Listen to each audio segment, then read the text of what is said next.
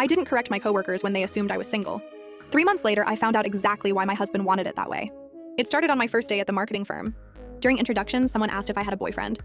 And before I could answer, my husband's best friend, Jason, who got me the job, jumped in and said I was focusing on my career right now. The table laughed and moved on. I thought it was weird.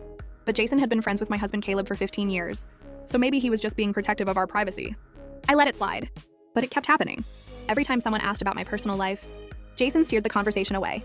When coworkers invited me to happy hour, he'd text Caleb to pick me up early. When the cute guy from accounting asked for my number, Jason told him I was talking to someone complicated. I mentioned it to Caleb that night. He just shrugged and said Jason was looking out for me, that office relationships get messy and I should keep my personal life private. That made sense, I guess. Weeks turned into months. I noticed Jason watching me constantly, not in a creepy way, more like he was monitoring something and taking mental notes. He'd ask casual questions about my marriage, how Caleb was treating me, whether everything was good at home, why I seemed tired lately. I always said everything was fine, because it was. Caleb and I had been married for 2 years. We were happy, at least I thought we were. Then the company holiday party happened. I wore a green dress Caleb picked out and told him I'd be home by 10. He kissed me goodbye and said have fun. At the party, I had 2 glasses of wine and was talking to coworkers when Jason pulled me aside, his face pale. He said I needed to leave now. I asked why, but he wouldn't answer, just kept saying I had to go home immediately. I called Caleb, no answer. Called again, voicemail. My stomach twisted.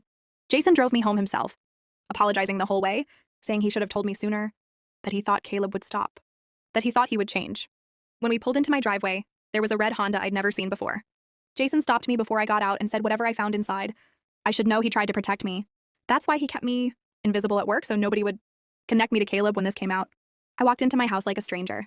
The living room was empty, the kitchen dark, but I heard laughter upstairs. Female laughter. I climbed the stairs slowly and pushed open the bedroom door. Caleb was in our bed with a woman I'd never seen. They froze when they saw me. She scrambled for her clothes.